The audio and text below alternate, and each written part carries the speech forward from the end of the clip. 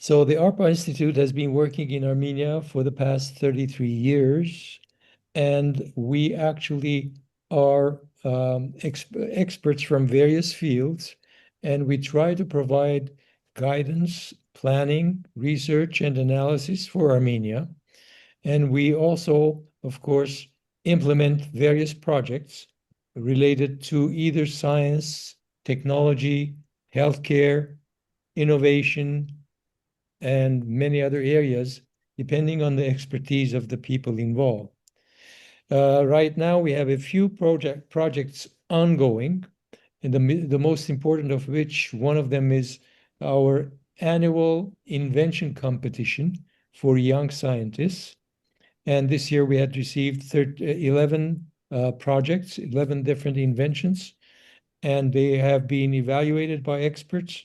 Out of the 11, 5 have been selected as the finalists, and now the 5 are being evaluated by experts to determine the winner. The winner of the project of the invention competition receives, if it's a person or a team, $10,000, and we try to help them advance their project or technology as much as possible, even to the point of making it a product. And then we also have established a new center for integrated circuit design and modeling in the Polytechnic University of Armenia. And we are following very closely the developments there.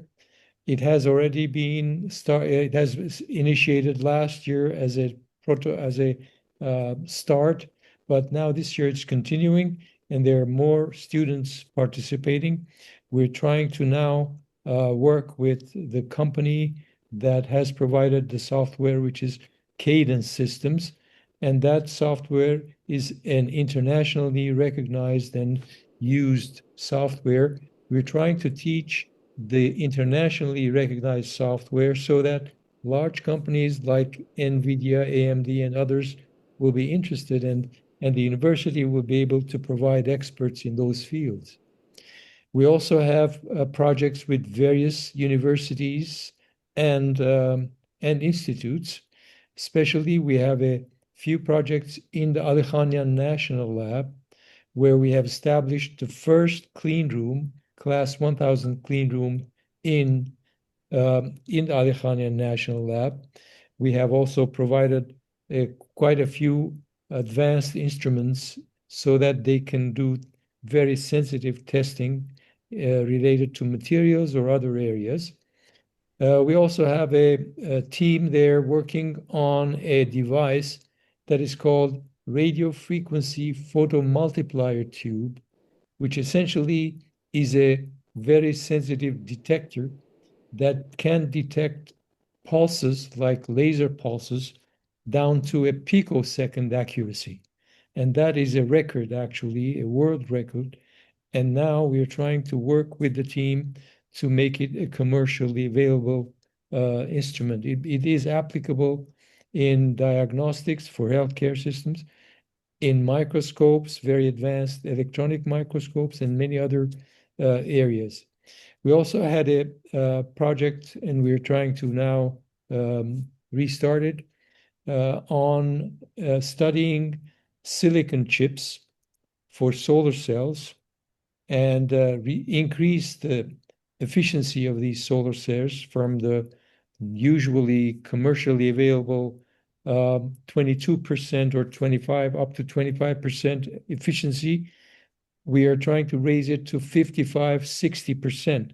And the test results, initial test results, are very good. We also have another team in the Azerbaijani National Lab that is working on nuclear detectors, where they use very advanced crystals to detect nuclear signals. And we work with also the Chemical Physics Institute. We're trying to establish some relations with them. We have some relations with the Physical Chemistry in Ashtarak Institute, the Molecular Biology Institute, and others. We're trying to establish as much as possible and provide expertise. Our approach is always, as I said, to do analysis first, find out what is available and what people are doing and how ARPA can help. And then we plan for developing a project and then start working on it. So if, of course, all these work is done by donations, and if anybody would like to donate to ARPA, would be very glad, and will of course appreciate it very much, because that's the only way that we can do a lot of work in Armenia. The more we collect donations, the more we can be more effective. And today we have a special team of experts. And the title of the panel discussion is A Psychological Study of Ilham Aliyev based on content analysis of speeches and interviews. The main presenter is Brad Morrison. His advisor is Professor Peter Suedfeld. And then it will be moderated by Nerses Kopalyan. First, I'd like to introduce Nerses before I hand it over to Kopalyan, the main organizer of this panel discussion. Dr. Kopalyan is an associate professor in residence of political science at the University of Nevada in Las Vegas. His fields of specialization are international security, geopolitics, political theory, and philosophy of science. He has conducted extensive research in polarity, superpower relations, and security studies. He's the author of several books, specifically The World Politics System After Polarity, and then he's the co-author of Sex, Power, and Politics, and also the co-author of Latinos in Nevada. And his latest book will be on the Azerbaijan. Let's see, the co-author of Armenia, Azerbaijan, and the 2020 Nagorno-Karabakh War. He also contributes to the EVN report and writes in many different journals. So first, before we start, I would like to hand it over to our organizer, Dr. Kopalyan, so he can say a few words, and then we'll start the program. Please put your questions in the chat room if you have any, and then they will be addressed by the moderator. Thank you. Well, thank you, Hagop. I want to, before I turn it over to Dr. Nerses Kopalyan, I want to thank our University of British Columbia team, Dr. Peter Suedfeld and Dr. Brad Morrison, for taking this on. I just want to mention very quickly here that, and Peter reminded me that we started working together when I was in the Pentagon in the Joint Staff 2011. I thought we had been working together even earlier than that, but the earliest email exchanges apparently go back 2011. Now, I just want to say why it was that relationship was very, very fruitful, because at the time in the Joint Staff, they started realizing that we got to understand what's going on in the heads of the people we're dealing with. Just brute force power is very important, but you got to understand the leaders and the population. So at that time, I was introduced to Peter. So the question was not, and Peter, I'm going to simplify this, and I know it's a lot more sophisticated than what I'm going to say. The question in the Joint Staff was, they were realizing it's not enough just to read the speeches, the content of the speeches, because that's done all the time by the newspapers and all of that. But the question to me and my team and Peter and Brad then became part of the team, is how do these leaders think? And so we started collaborating with them, and we did numerous studies over the years. The last one, the paper, and I'm going to be done here in 30 seconds, but we worked 2 years ago, I think, Peter and Brad, right, on Putin, and we put out a white paper from the Joint Staff on the Putin study. So anybody who would like to see that, just drop me a note, or to Peter or Brad, and we will be happy to forward it to you.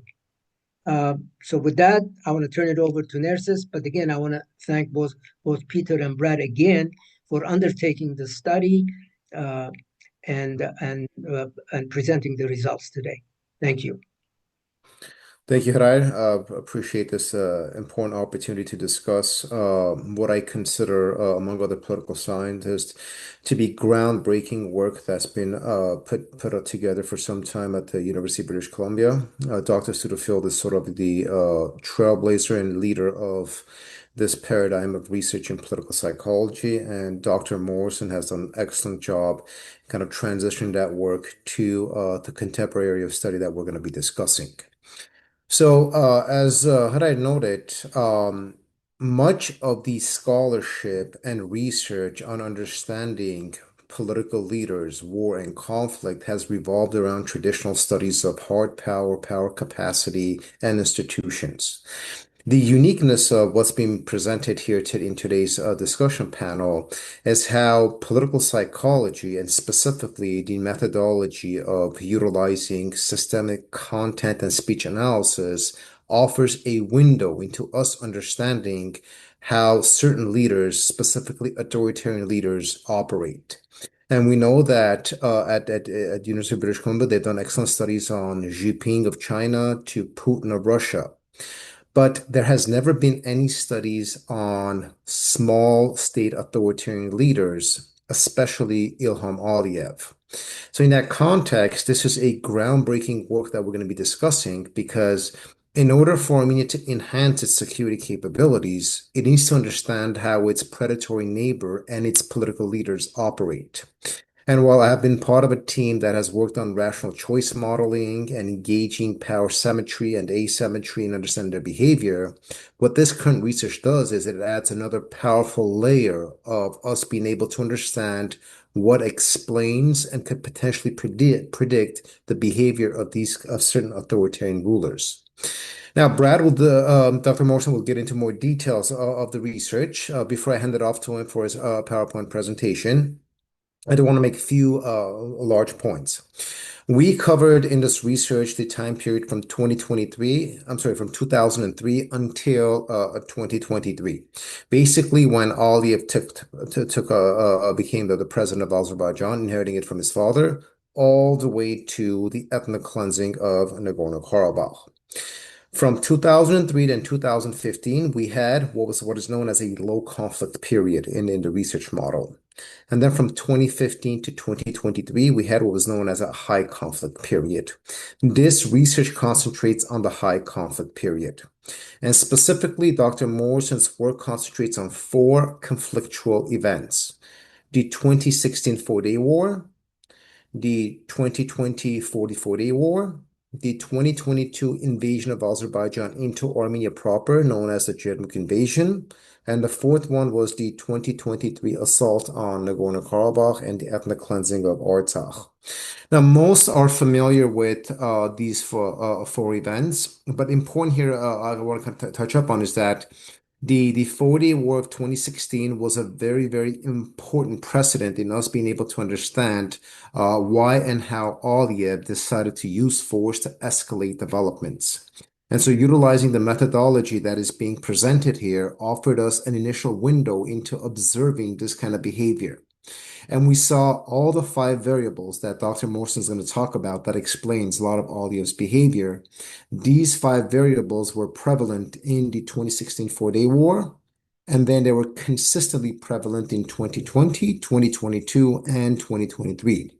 So we have a very healthy knowledge and an understanding based on this groundbreaking research that's been produced on how Aliyev thinks, operates, and based on the modeling that has been produced to potentially be able to predict and understand how things are going to develop with the normalization process and a possible peace signing, if that is tenable.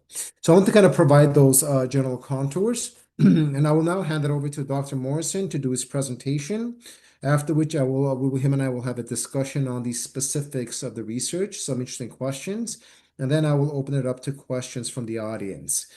In the audience, please pose your questions in the chat box, and then I will read out your questions after I talk, and then Dr. Morrison will be happy to address any of those questions that you put in the chat box. Dr. Morrison, the floor is yours.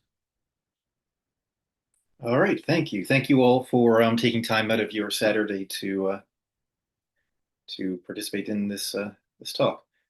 I'll just start by sharing my screen. That one.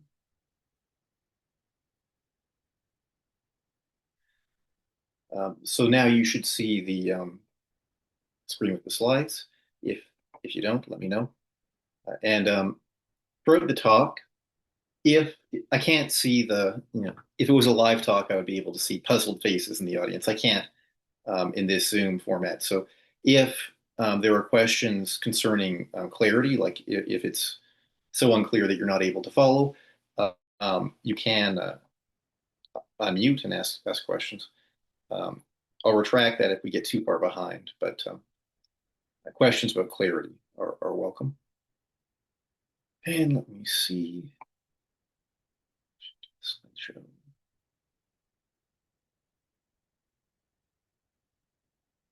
Okay, so now you should be able to see, it's the wrong slide. You should be able to see the slides now. So this research was done by myself and Dr. Peter Suedfeld with the support of Dr. Kopalyan and Dr. Kopalyan. It's a study of Ilham Aliyev. The method that we use is content analysis. So we're coding text that was produced by Aliyev. And many of you will know more about the background than I do, but I'll give some background for those who don't. Ilham Aliyev is the president of Azerbaijan. The system has elections, but it's not generally considered to be free or fair elections. And he has a high degree of personalized power. So in other words, he as an individual has a lot of power within the system. Very few checks and balances. And so his thinking and his decision making are likely to be particularly relevant to the courses of action taken by the government of Azerbaijan. The map over on the right of the screen shows Armenia and Azerbaijan in the period around the dissolution of the Soviet Union. What was the autonomous Republic of Nagorno-Karabakh, which was an Armenian-populated autonomous republic within Azerbaijan, ended up under the control of the Armenian government, or of Armenians, but was disputed by Azerbaijan. And so anyway, the territory under the control of Armenia following the dissolution of the Soviet Union is in the light color, and then Nagorno-Karabakh has the perimeter outlined in what I believe is a dashed line.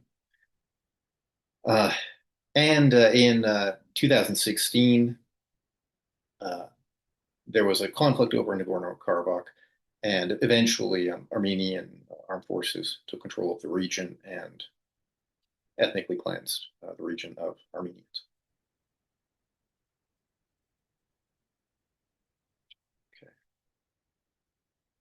This research, the content analysis research, is looking at how content analysis variables relate to conflictual actions carried out by Armenia. So it's not looking at the traits of Ilham Aliyev, it's looking at state changes that are associated with conflictual actions.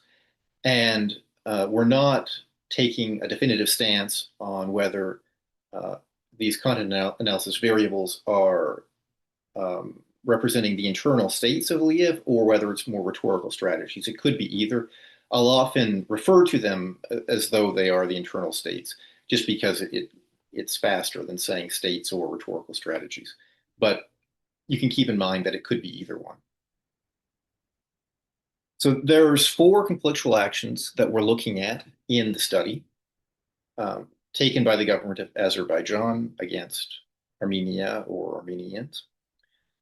The first is the 2016 Nagorno-Karabakh conflict. The second is the Second Nagorno-Karabakh War. And the third is the Azerbaijani invasion of border regions of Armenia. And the fourth is Azerbaijani ethnic cleansing of Armenians in Nagorno-Karabakh. And these were suggested prior to the study by Dr. Kopalyan.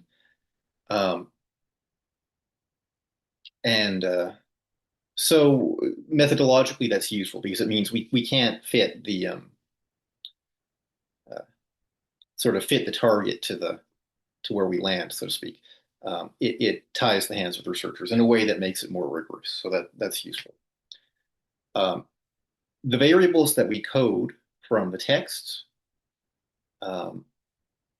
included a number of variables that we won't focus on in this study, but the ones of focus are power motive, so need for power, loyalty vice, and distrust. We coded the variables using content analysis software. So there's linguistic inquiry and word count, or LUC, Profiler Plus, and AutoIC.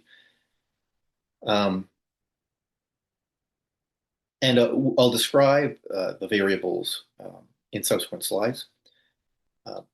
For those who want to know more of the technical details, we did a statistical test called a Kruskal-Wallis test, which is a relatively robust test, more robust than those that are often used, to compare these variables in the low conflict period, that's prior to October 4th, 2015, to the higher conflict period after that.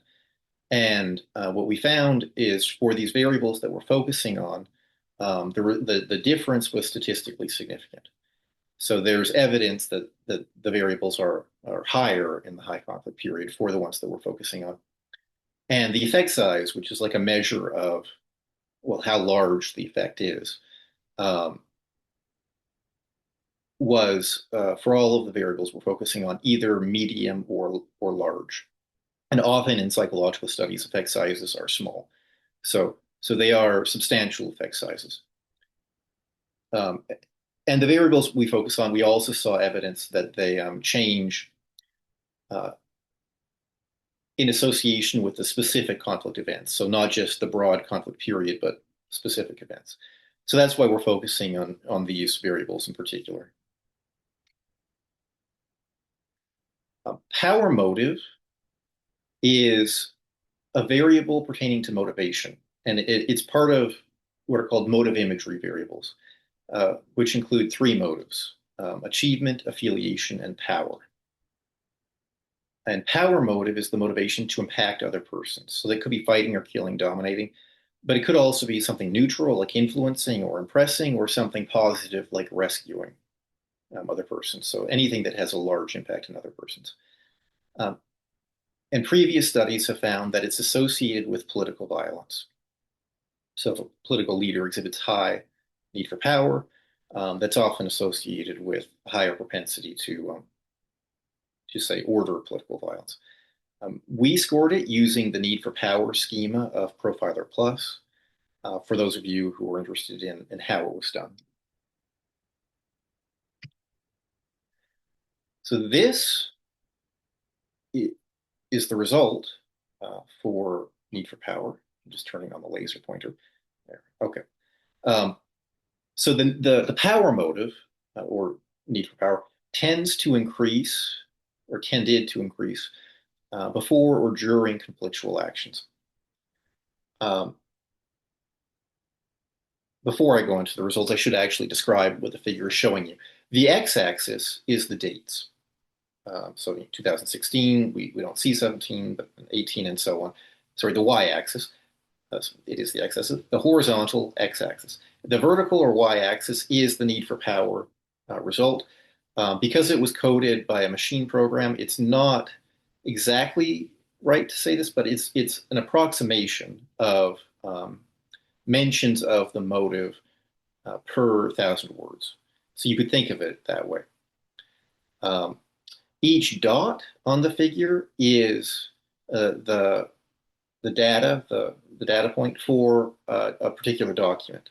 So if we look up here, that would be, say, maybe 6.5, maybe even 7 power motives per 1,000 words for a particular document that's happening, it looks like late 2016, so up there.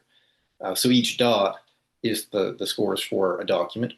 And the line is the trailing mean average, 90-day trailing mean average of the documents in those 90 days. So we can look at how it averages out over time. Okay, so we can see that the power motive of Aliyev tended to increase before or during conflictual actions. This first one, the 2016 conflict, there is a very brief gap in the data right before the conflict. So we can't actually say for any of the variables whether the variable increases prior to this conflict. But we can see that it's high at the time of the conflict and high a little bit after the conflict, where the laser pointer is. We jump over here to the Second Nagorno-Karabakh War. We can see that it is actually increasing prior to the conflict as well as being high during the conflict here.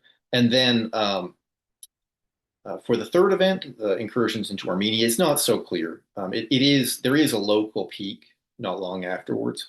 It's not clear whether the variable increases prior to. And then for the ethnic cleansing, again, it does increase prior to the event. There's other variables that we haven't focused on because they're quite similar in the pattern of results, but care vice and honor loss are two variables that exhibited a similar pattern. And probably for similar reasons, that there's probably overlap in what they're picking up on in the text. So we looked at what the texts actually say, what the relevant texts say. And so those texts where Aliyev was high in power motive and care vice and honor loss showed that he was talking about claims of Armenian violent wrongdoing. So he was saying things about Kojala genocide, ethnic cleansing, war crime, occupation, aggression, killing, fighting, provocation. Those are the things, and he's saying that Armenians are doing these things. That's what he's talking about. So that kind of language for Aliyev was increasing prior to and during these conflictual actions, that Armenians are committing violent wrongdoing against Azerbaijanis. The next variable is loyalty vice. And loyalty vice is a moral foundations variable. And moral foundations are the basic values or goals that a person uses in their moral reasoning or to justify their moral decisions. In the research literature, there's 5 moral foundations in the most commonly used and accepted taxonomy. More recently, there have been suggestions to add others, but we don't need to go down that path here. So those 5 were care, fairness, authority, purity, and loyalty. And the virtue with respect to a moral foundation would be something that upholds the moral foundation. So like with care, looking after someone, nurturing someone would be a virtue. And the vice goes against the moral foundation. So in the case of loyalty vice, that would include things like disloyalty, treachery, being unpatriotic. We scored this variable using the Luke software, using the Moral Foundations 2.0 dictionary. So these are the results for loyalty vice. The basic format of this figure is the same as for the previous figure. The scaling of the y-axis is a bit different. I think in this case it would be words that are relevant to loyalty vice per 100 words. But other than that, it's the same basic idea. The loyalty vice tends to increase during or after conflictual actions. So we can see, for instance, that in the 2016 conflict, it was at a local peak during or after the conflictual action. And then there is actually another peak about a year later.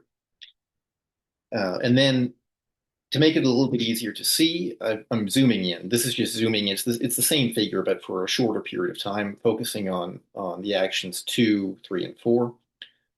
And so we can see that in particular, the loyalty vice, mentions of loyalty vice, are increasing after the second Nagorno-Karabakh war. This, I should have mentioned this before, the dashed vertical lines, if this weren't clear yet, the dashed vertical lines are the dates of the 4 conflictual actions. I apologize for not mentioning that earlier. So this one here is the second conflictual action, which is the second Nagorno-Karabakh war. So the loyalty vice, mentions of loyalty vice, are highest afterwards. It does increase, so it's at a low point prior to this third action, incursions into Armenia, but it does increase during or after that event down here, quite steeply, even though it's not a large increase, it's quite steep. And it also increases after the fourth action, the ethnic cleansing of Nagorno-Karabakh. So we can see that increase here where the laser pointer is. We did the same thing where we read the relevant texts, the texts that were high in loyalty vice. And in those texts, Aliyev was talking about, or often talking about, Azerbaijan having taken population centers, Shusha, Sugovushan, and derogating Armenians, so describing Armenians as the enemy, saying that Armenian soldiers had deserted from Armenian armed forces, describing Armenians, and I think particularly Armenian politicians, as having betrayed other Armenians. So, for instance, one of the politicians that he says is a betrayer of Armenians was, in his words, Sergej Sarkisyan. So that's the type of thing that he's talking about, say, in this time period here, where it's very high in loyalty vice.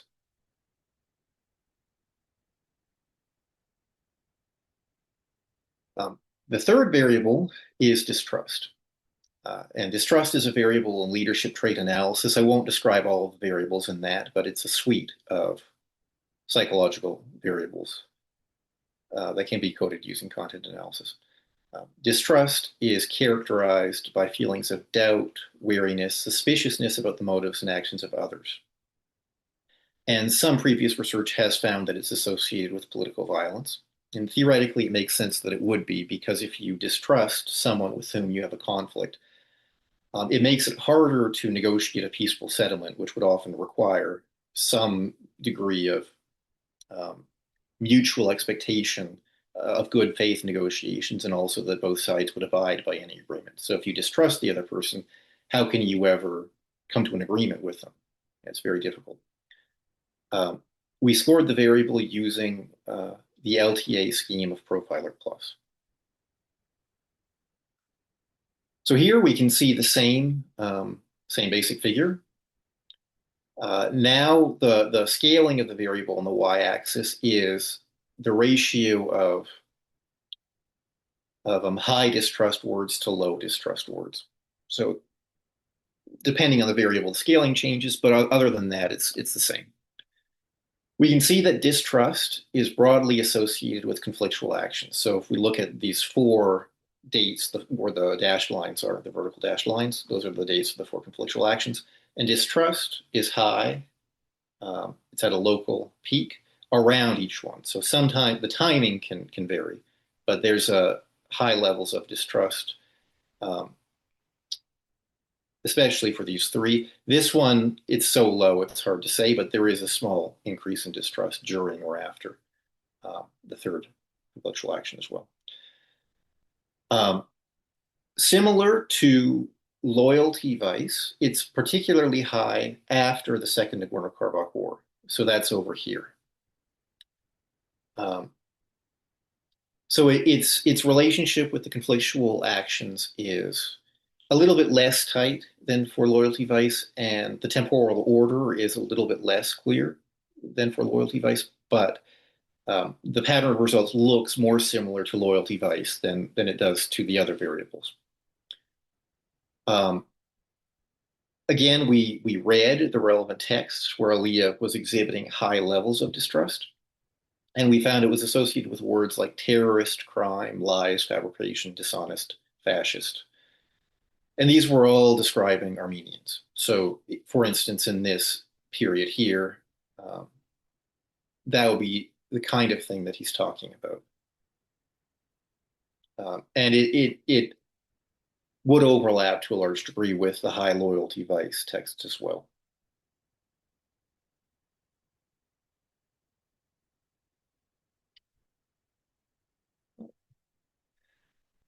So what is all of this telling us? So one thing is that before conflictual actions, Aliyev increasingly mentioned power motive and also care, vice, and honor loss, although we haven't focused on those here. And that when he did that, it was associated with the topic of Armenian violent wrongdoing. So talking about, in his phrase, the Gojala genocide. It's possible that Aliyev believes it. So it may be that he does have an internal mental state where he believes that Armenians are committing violent wrongdoing against Azerbaijanis that must be fought. It's also possible that he's rhetorically influencing the population, and that, for instance, he may be using this rhetoric to either rally the Azerbaijani population around his regime by convincing them that there's an external enemy, or possibly, if he believes that the Azerbaijani population believes this about Armenians, that he may be telling them what he thinks they already believe in order to endear them to him. We also see that after conflictual actions, Aliyev increasingly mentions loyalty vice. So especially after the Second Nagorno-Karabakh War. And this what he's doing there is, it seems to be derogating Armenians after having taken population centers. So being sort of derisive about Armenians and attributing, to at least some degree, the Armenian loss to moral failings of Armenians, that they're disloyal to one another and dishonest to one another. This might be triumphalism over an outgroup. It could be just as simple as that having inflicted a defeat upon an outgroup, he is being derisive towards them. It's also possible, again, that he's using conflict actions to rally Azerbaijanis around the flag, so that by saying, after a victory against Armenians, that the victory is in part due to Armenians being disloyal. Maybe he's thinking that will be a way of encouraging Azerbaijanis to be loyal. So, they lost because they're disloyal, therefore we should be loyal to our government. So it might be a rhetorical strategy to rally Azerbaijanis around the flag. It's also possible that he is revealing his own vulnerability to opposition during or after these conflictual actions, so that if he's feeling vulnerable to disloyalty, he may, say, unconsciously be projecting that worry onto Armenians by describing them as disloyal. So it's possible that he's thinking about loyalty and therefore talking about it, even though he's talking about Armenian disloyalty. Around conflictual actions, Aliyev exhibits increasing distrust. So similarly to loyalty vice, that's especially after the Second Nagorno-Karabakh War and derogating, deriding Armenians. That likely makes it more difficult to negotiate with him because, like I mentioned when I introduced the variable of distrust, if a person in negotiations distrusts the other side, it's very difficult to come to an understanding that there's mutual good faith and that both sides will abide by an agreement. And if there's not that expectation, there's not much reason to even negotiate, really. So it likely is an obstacle to negotiation after conflicts if he exhibits that pattern in the future. So there's a few applications. So the patterns make I don't know if I like saying make negotiated settlement less likely, but can be a challenge or an obstacle to negotiated peaceful settlement. So say the care vice, that sense that Armenians are violently committing wrongdoings against Azerbaijanis, a sense that one side is victimized by the other side, will likely make it more difficult to come to a peaceful resolution. Like if the other side is victimizing us, it's hard to say that we can accept the legitimacy of their perspective enough to negotiate peace. Threatened honor is also a challenge. Honor is associated with willingness to fight, to defend one's reputation. Like there's psychological theory that that's the sort of the root of honor, that in situations where one has to deter aggression, like if somebody's a cattle herder, for instance, and other people can steal the cattle and you can't stop them because it's over such a large area of land, but you can go and punish them afterwards. But it's not worth dying over a cow. But if you do let people steal your cattle, then eventually you'll have nothing and you'll starve. So you, in that kind of a situation, like what evolves is a culture where people are willing to fight over reputation. Because yeah, you have to fight over reputation to survive in that situation. And in that theory, that's what honor is. So honor then it is would be associated with willingness to fight. So that's a challenge.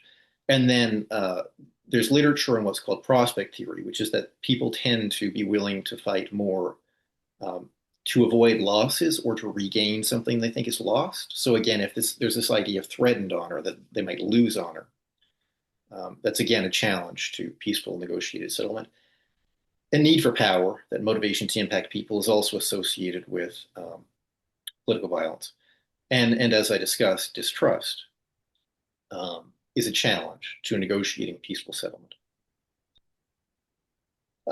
One hopeful thought is that Aliyev does not always exhibit these patterns. So what we're finding is that these psychological or linguistic patterns are associated with the conflict actions. So when there's lower conflict, he exhibits lower levels of these variables. So one could hope that there might be a way either to influence him to not fall into that pattern in the future, or that maybe he will be lucky and that he won't. With that said, if Aliyev does exhibit this pattern in the future, in particular, increasingly mentioning Armenian violent wrongdoing against Azerbaijanis. So if he in the future repeatedly talks about, in his terms, the Kajala genocide and Armenians committing genocide against Azerbaijan and ethnically cleansing and that kind of thing, that could be a warning sign that he's more likely than usual to order violence against Armenians. And I'd like to thank everybody who made this possible, and thank the audience as well for listening. And yes, thank you. That's it. Thank you, Dr. Morrison, for the presentation. It was actually very well put together, thoroughly explaining what are, in essence, a very complex processes. I'm certain most of the audience picked up the general contours of this. Brad, if you could stop sharing the thing. Yep. Yeah, screen. Excellent. What I want to do is I want to ask you a few set of questions, and then we'll get to the questions that were placed in the chat box. Clearly, to most of the audience here and much of the interested world that studies and looks at the South Caucasus is kind of to understand developments going forward.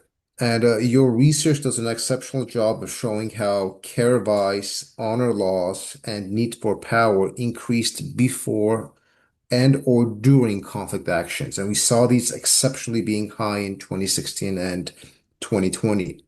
But specifically, your research showed that honor loss was had the most consistent increase prior to conflictual action, right? So honor loss, this important variable that basically, as explained, qualifies the acceptability of a leader to engage in harm or aggression to reestablish honor, to reestablish the status, that variable remained most consistent increase prior to 2016, 2020, so on and so forth. In order for us to make sense of this, can we say, or can you please explain how the logic of grievances, which is very, very common in Aliyev's discourse, is perhaps one of the most important explainers in qualifying for his penchant for violence? That when Aliyev starts talking about grievances against the Armenian people, we could basically tell or project that he's going to use force or obstruct existing processes that are trying to create stability. Can you kind of frame the logic of his grievances because honor loss remains consistent prior to every escalation that we've seen, right? And honor loss from the language he uses is sort of embedded in grievance languages. Can you kind of elaborate and help us better understand that? Yes, yes. So thank you for the question. Um, this will get a bit into the technical side of things, possibly, but the honor loss variable, it may be a bit unintuitive in terms of how it relates to honor. It seems like it's mostly in the dictionary. Like I've looked at the dictionary of words that are being used to code the variables. So there's a dictionary that says if this word appears in the text, you sort of add one to the score. That the dictionary for honor loss is mainly words, not entirely, but mainly words pertaining to inflicting harm on others. So kill, murder, fight, that kind of thing. And it looks to me like the overlap in terms of the shared pattern of results for honor loss, care vice, and power motive is that all three of them are picking up on Aliyev talking about Armenians harming Azerbaijanis. So there's the question of whether any one of those variables is sort of broadly predicting the conflict, or whether it's very specifically Aliyev talking about Azerbaijanis inflicting harm on Armenians. So, like, there may be other honor loss variables. I mean, like, I think cuckold is in there, like, for instance, which is not really the same as fighting and killing. But Right. there's the idea that it's like offensive to the person being harmed.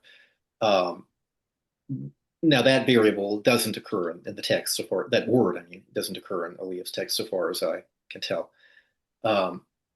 So, like, if what's driving the results is very, very narrowly him saying Armenians are committing violence against Azerbaijanis, then it's tough to say whether it's honor broadly or whether it's just very specifically that. And same with the say the power motive or the care vice. But it is the case that if we actually look at the graphs, for whatever reason, the honor loss is the one that most consistently shows a pattern of increasing prior to the conflictual actions. So yeah, I don't know if I really am answering the question, but I hope it's shedding light. You're definitely touching up on it. So that is a very good point. So every time Aliyev starts talking about, for example, Khojaly, or Aliyev talks about occupation of our territories, or a loss of Azerbaijani honor, these are grievances that he's using, right, as basis to basically engage in the violent discourse that he does. So we must kill Armenians for these reasons.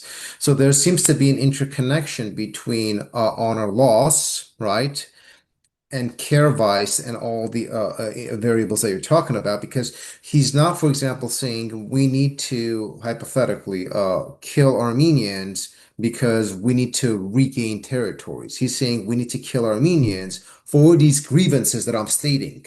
Khojaly, loss of this, loss of that, so on and so forth. I think that was a context that I was kind of addressing it in.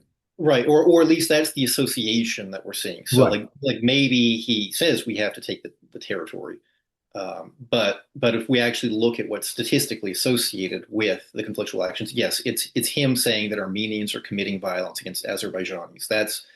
That's what seems to be driving the statistical associations. So when he's saying, that doesn't, I should say, like, he can mention Kojala genocide at other times. So if you see a text where he mentions that, it doesn't mean that he's going to order Right. violence against Armenians. Of course. But if he mentions it a lot more, Right. then Then that would be a warning flag increasing, right, in that he probability of might be, violence.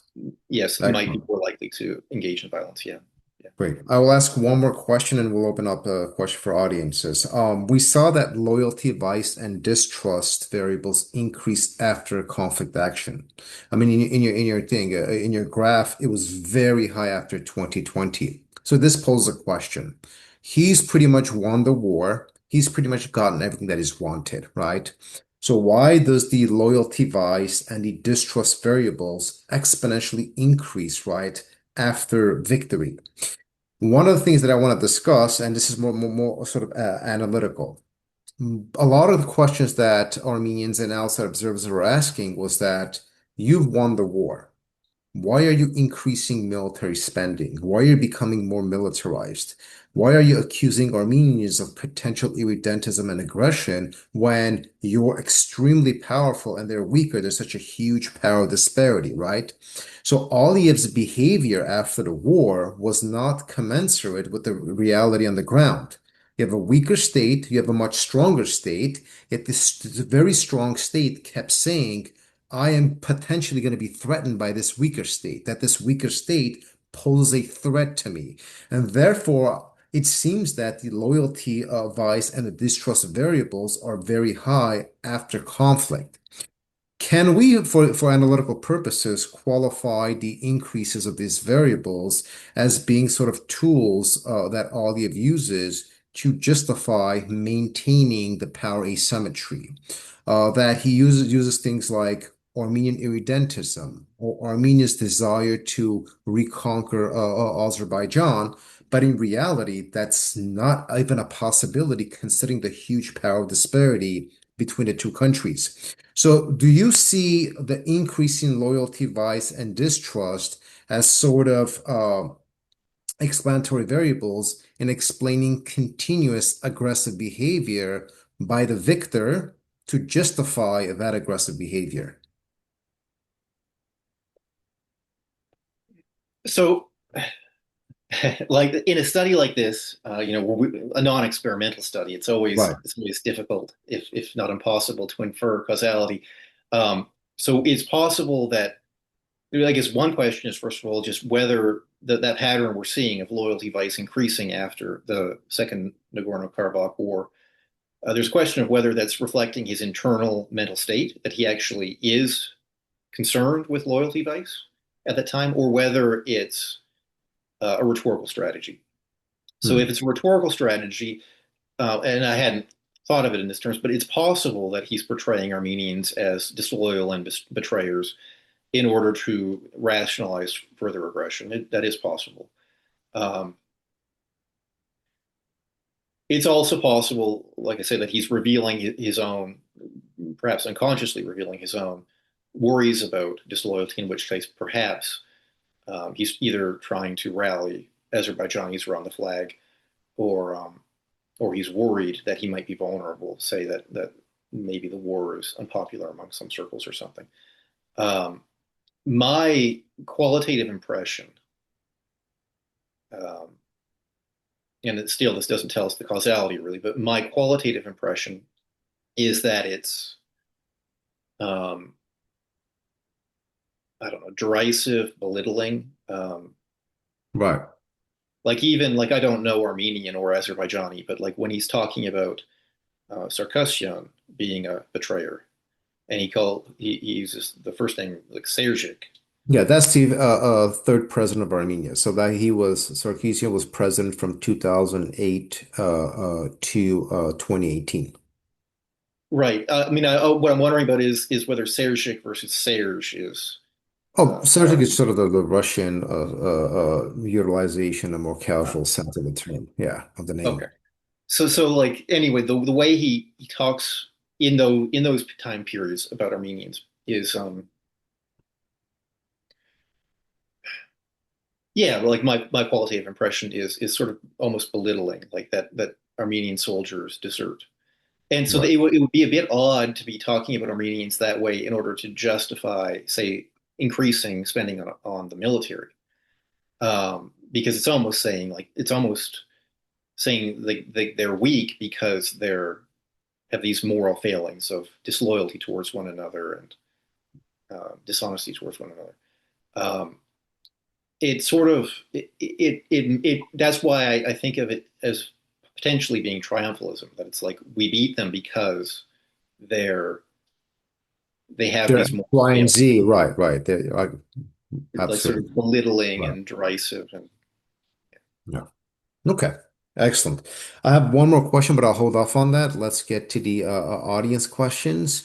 Naira Salakian asks, why do you have that gap before 2016? I think I addressed it when I spoke because of the Kruskal-Wallis statistical test. The low conflict period was from 2003 to 2015, while the high sorry, conflict period, yeah. I'll But Brad, interrupt. please take over. So I think the gap that they're talking about is the very brief gap Ah, before the 2016 Nagorno-Karabakh conflict. That's just because of the availability of text that we have in our archive of texts. And I don't really know if that's because there's no text available or if it's just in the collection process. There was some reason that we missed text in that brief period of time. Um, my suspicion is that there aren't any texts. Like maybe Aliyev was so focused on planning or thinking about the impending conflict that he wasn't speaking in public as much for a brief period of time. okay.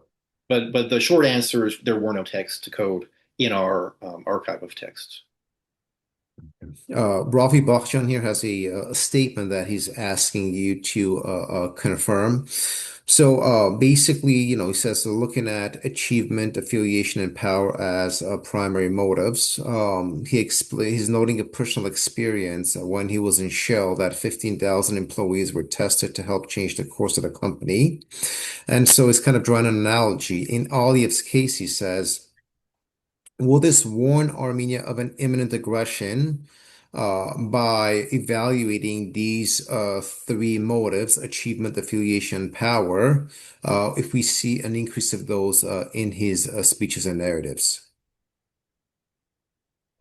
Possibly. Like I wouldn't say that it's like with psychology, things are more wishy-washy than like a machine. So it's not like one billiard ball hitting another. But we do find that power motive is one of the variables that's associated with the conflictual actions and that appears to often increase prior to it. So it could be a warning sign, yes. As is also the case with the care vice variable and the honor loss variable.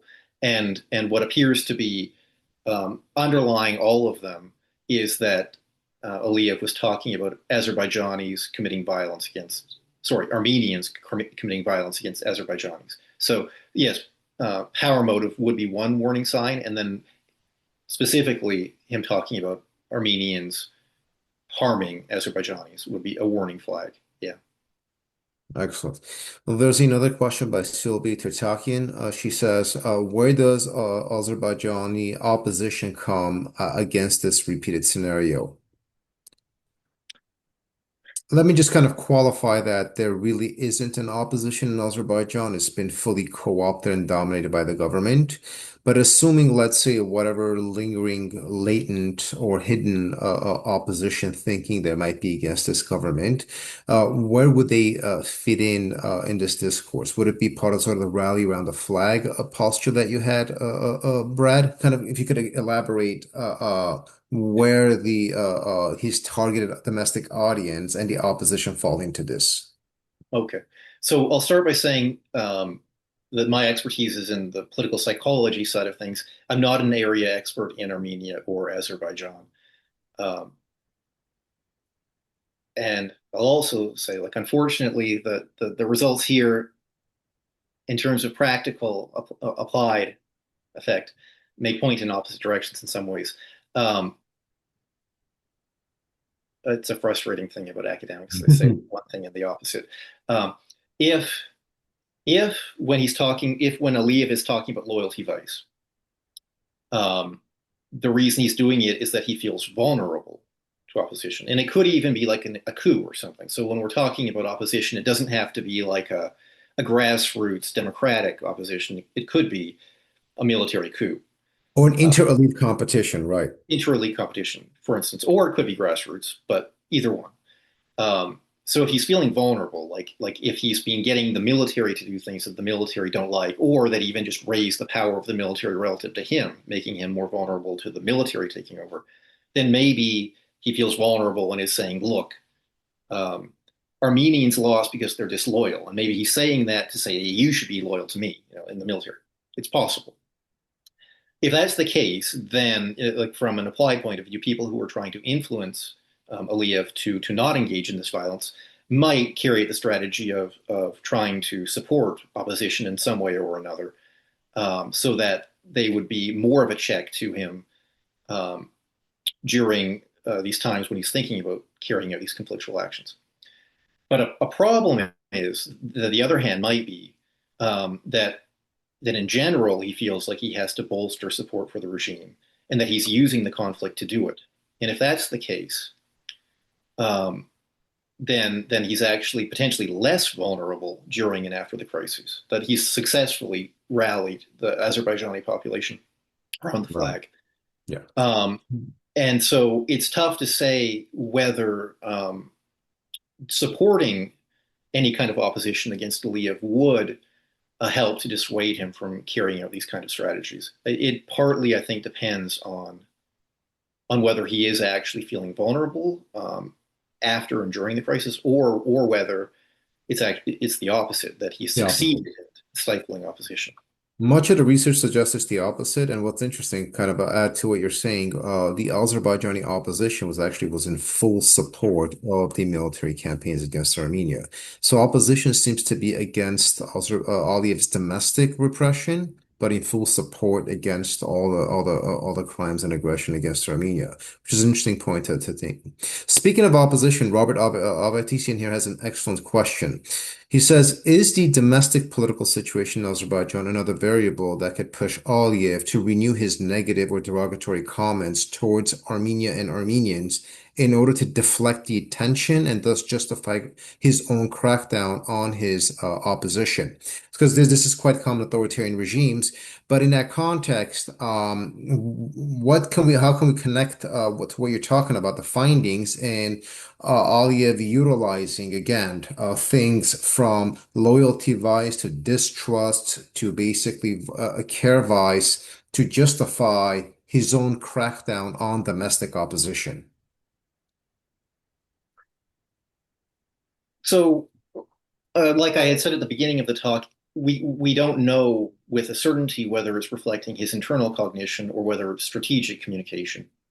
If it is strategic communication, then it could be that he's describing Armenians as committing violence against Azerbaijanis in order to justify conflict that rallies Azerbaijanis around his regime, and that following the conflict, he describes or ascribes the Armenian loss to Armenian disloyalty in a way that might encourage Azerbaijanis to continue to be loyal to his regime, to say like weakness comes from disloyalty.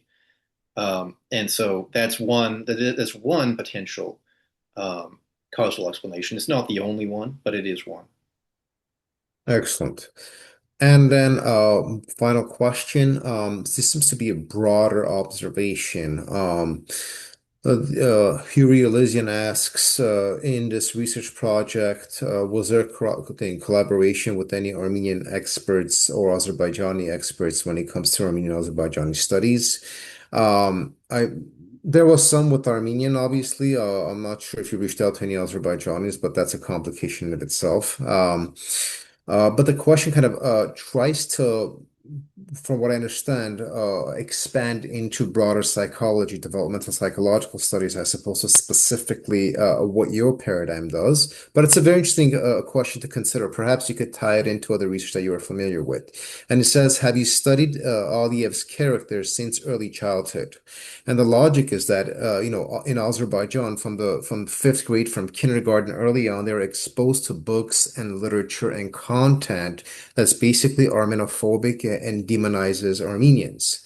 And much of Aliyev's sources for claiming his grievances against Armenia, he just basically says, "Oh, look at these Armenian social media feeds, or look at what Sir Sarkis said in Parliament, or what this person said in Parliament." And so Aliyev tends to use, a lot of the content that comes out of Armenia to justify his behavior. So between child developmental literature, if there is one on political leaders, to them scapegoating, the discourse in other countries to justify their aggression, if you can maybe elaborate and draw a connection if there is one. Okay, so I have not studied his character since early childhood. Um, so what I'm going to say is quite, I guess you'd say, speculative. It it might be relevant. Well, I'm sure it is relevant in some way, but that his father was um, head of the government prior to him, and also perhaps that he was head of the KGB or the Chekist organization, whatever the acronym was, in Azerbaijan, and maybe also that his father was, I think, from Nakhchivan, at least during the dissolution of the Soviet Union. I believe he was elected leader of He Nakhchivan. was the head of Azerbaijan during the Soviet Union, and then during the dissolution, he was removed, and then you had the post-Soviet structures, and then he eventually came back to power. Correct. Yes, but I think in the process of coming to power in Azerbaijan, I believe there was a period of time after he was removed by Gorbachev where he was elected as head of government of the Nakhchivan.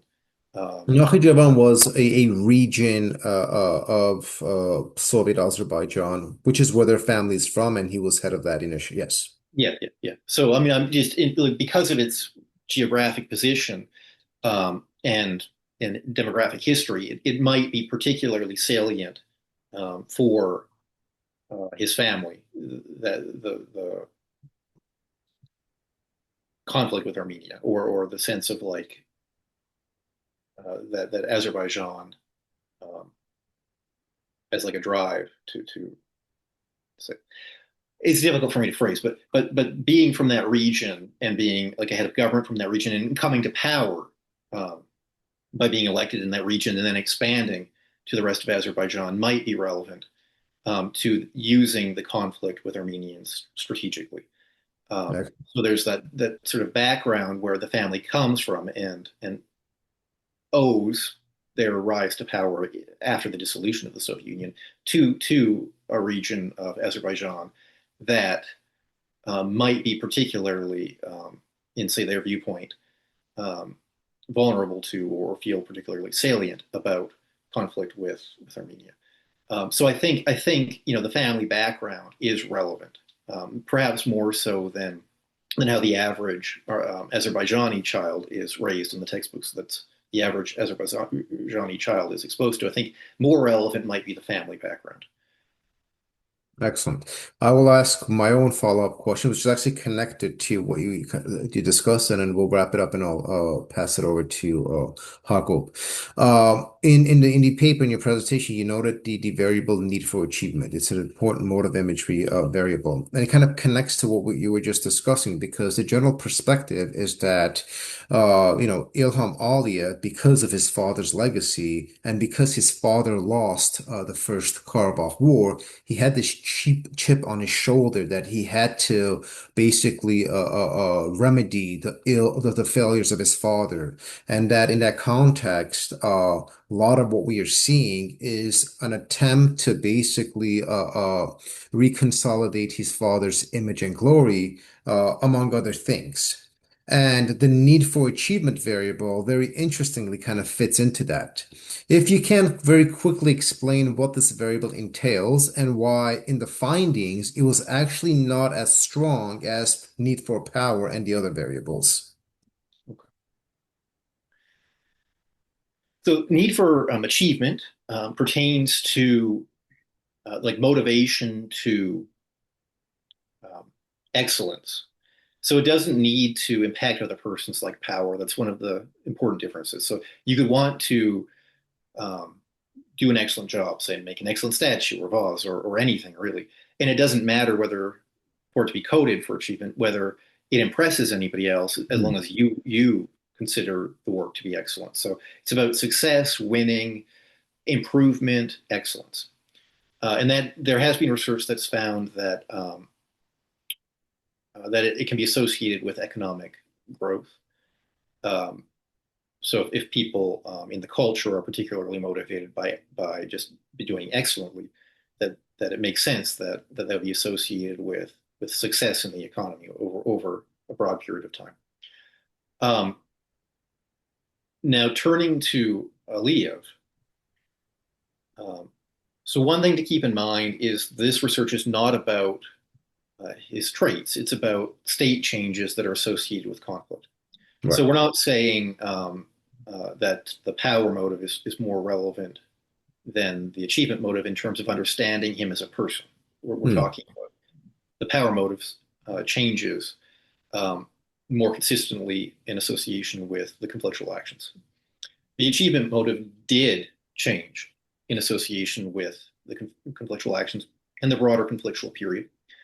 In the statistical test that we mentioned, in the conflictual period, achievement motive is lower than in the prior lower conflictual period.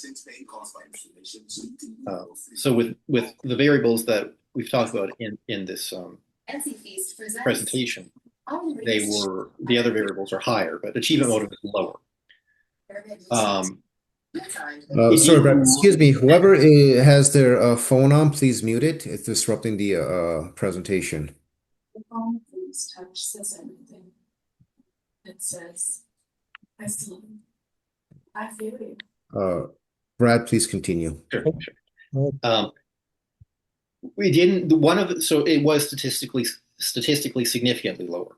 One of the reasons we didn't include it in this presentation is that the effect size was less, and also it didn't have as clear a relationship with each conflict action. But it is still an interesting finding. And there's research done by David Winter that has found that among political leaders who are highly motivated by achievement, if they're in a system with a lot of checks and balances that can like frustrate the achievement motive, like for somebody who's motivated by power, then the influencing people is part of the motivation of it, right? Right. So if there's people blocking you, then you might actually enjoy getting them to stop blocking you. Like that political battle might be enjoyable and motivating. If you're high in need for achievement, it's not. The political battle is an obstacle to the thing you really want to do, which is like get things done well. And so David Winter found that there is evidence that high achievement political leaders in systems with lots of checks and balances who are high in achievement motive can find that very frustrating. And now we're getting again into a speculative area, but it's possible that what we're seeing is that Aliyev might be exhibiting a similar pattern. There isn't the checks and balances in their political system, but it's possible that if for whatever reason he's failing to achieve whatever his goals happen to be, whether it's economic growth or whatever it happens to be, if he's failing to achieve excellence, then maybe he is exhibiting a switch in motives where like his achievement goals may be frustrated and he might be switching to impacting people instead. I wouldn't say it's like a conscious switch, but like it may be that frustrated achievement is now being expressed in power motive. Excellent. Thank you, Brad. Thank you, everybody, for joining. This was indeed an exceptional work. Access to Brad's paper has been made available, and soon there would be a more elaborated publication of it with ABN report, which will enhance accessibility. So I encourage all of you to keep your eye out for that. And on that note, I will transfer it over to Jakob to wrap it up. Thank you very much, Nerses, and thank you, Brad. And I would like to ask Professor Suedfeld if you have anything to add before we close. Professor Suedfeld, unmute yourself first, please.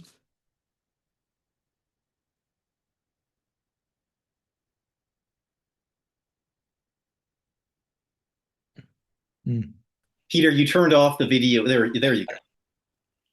No, I kept clicking on unmute and it wouldn't unmute. But anyway, I don't have anything to add so much. I think Brad gave a very clear and excellent presentation of this research.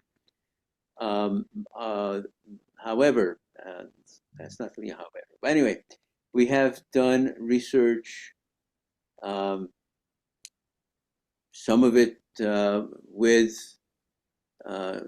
with Doc, some of it outside of that relationship that is relevant to what, especially to the questions that people were asking.